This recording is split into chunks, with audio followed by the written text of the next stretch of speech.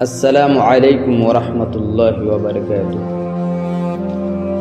یہ پہلی عالمی جنگ 1914 سے پہلے کا واقعہ ہے۔ ایک تاجر تجارت کی غرض سے شام کے شہر حلب کی جانب روانہ ہوا۔ راستے میں طوفان باد و باران عالیہ، برف باری کی شدت سے سڑکیں بند ہو گئیں۔ اس زمانے میں اس شہر میں ہوٹل وغیرہ نہیں تھے کہ مسافر وہاں کا رخ کرتے۔ عموماً واقف کاروں یا رشتہ داروں کے ہاں قیام ہوتا یا پھر کسی بھی اجنبی شخص کا دروازہ کھٹکھٹایا جاتا اور اس سے رات رہنے کے لیے کہا جاتا، تو وہ نہ صرف اپنا دروازہ کھول دیتا بلکہ کھانا بھی کھلاتا تھا۔ یہ دستور ایک مدت تک چلتا رہا، بلکہ آج بھی دیہات اور قصبوں میں یہی دستور باقی ہے، اور مہمان کا حق سمجھا جاتا ہے کہ اگر وہ گاؤں میں آئے تو اس کی مہمان نوازی کی جائے۔ اس تاجر نے ایک گھر کے دروازے پر دستک دی۔ گھر والوں نے دروازہ کھولا۔ اس نے بتایا کہ وہ مسافر ہے، رات گزارنا چاہتا ہے۔ گھر والوں نے اسے خوش آمدید کہا، اپنے گھر کے دریچے کھول دیے۔ یہ چھوٹا سا گھر تھا، اس میں میاں بیوی اور ان کا اکلوتا نوجوان بیٹا رہتا تھا۔ 2 کمروں میں سے ایک میں ان کا بیٹا اور دوسرے میں اس کے والدین سو جاتے تھے۔ دن کے وقت یہی کمرے کھانے پینے اور بیٹھنے کے لیے استعمال ہوتے تھے۔ گھر والوں نے مہمان کو بٹھایا، کھانا پیش کیا اور پھر اس کے پاس بیٹھ کر گفتگو شروع کر دی۔ تاجر نیک دل آدمی تھا۔ اس نے میزبانوں کو تفصیل سے اپنے حالات سے آگاہ کیا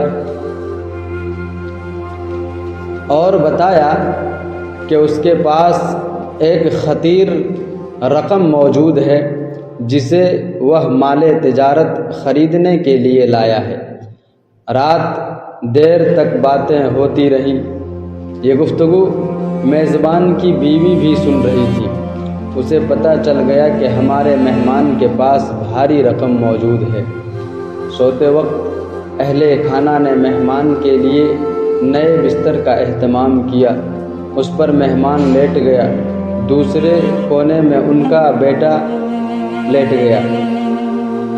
بیوی نے اچانک خاوند کے کان میں سرگوشی کی، ہم آخر کب تک فقر و فاقہ کی زندگی گزارتے رہیں گے؟ ہمارا مہمان مالدار آدمی ہے، ایک بڑی رقم اس کے جیب میں موجود ہے۔ ہمیں رقم کی شدید ضرورت ہے۔ اگر ہم چاہیں تو راتوں رات امیر بن سکتے ہیں، مگر وہ کیسے؟ خاوند نے پوچھا۔ اس وقت ایسا نادر موقع ہے جو شاید کبھی نہ آئے۔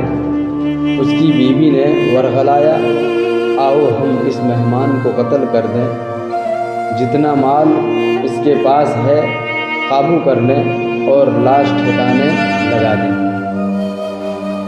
اس طوفان باد و باران کے موسم میں کسی کو کچھ پتہ بھی نہیں چلے گا، کسی کو معلوم بھی نہیں کہ ہمارے گھر میں مہمان موجود ہے۔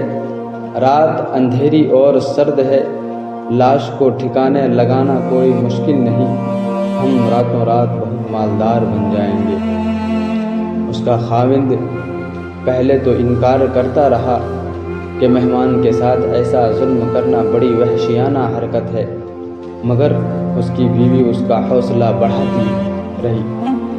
ادھر شیطان بھی زور لگاتا رہا، ہم اپنی شدید ضرورت کی وجہ سے ایسا کر رہے ہیں، خون کرنا ہماری خواہش نہیں، مگر بھوک کا علاج تو بہرحال کرنا ہوگا۔ اس کی بیوی اسے اسی طرح کے جھوٹے دلائل سے قائل کرتی رہی۔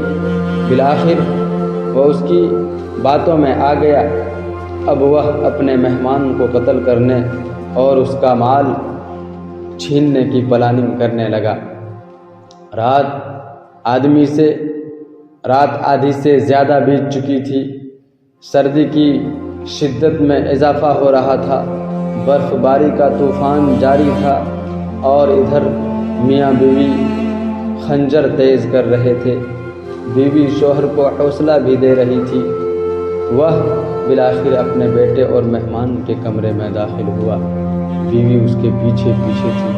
وہ آہستہ آہستہ چلتا ہوا کمرے کے بائیں رخ مڑا، جہاں اس نے اپنے ہاتھوں سے مہمان کے لیے نیا بستر بچھایا تھا۔ کمرے میں شدید اندھیرا تھا۔ اس نے بستر ٹٹولا، پھر اندازے سے گردن تلاش کی اور خنجر چلا دیا۔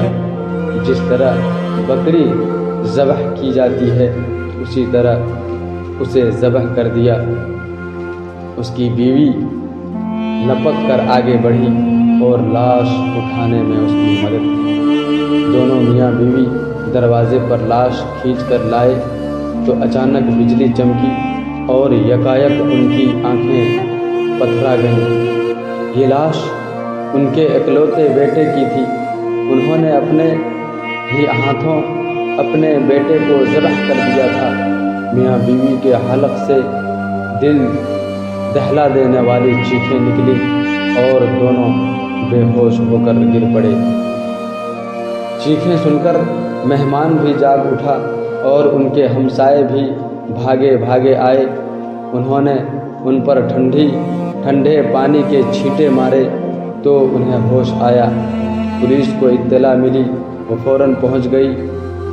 تھوڑی سی تفتیش کے بعد پولیس والے اصل حقائق تک پہنچ گئے۔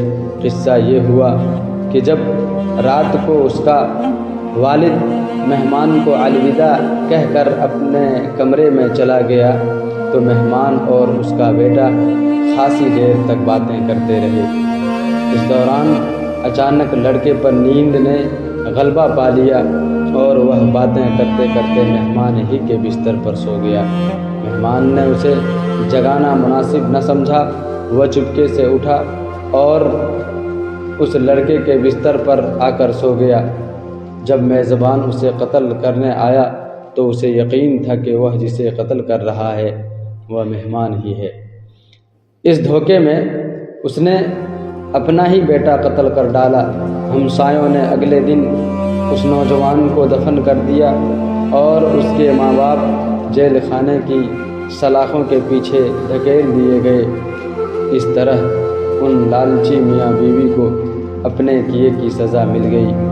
یہ تو تھی ان کے لیے دنیاوی سزا، آخرت میں بارگاہ الہی میں جو جواب دہی کا کٹھن ترین مرحلہ بھی باقی تھا۔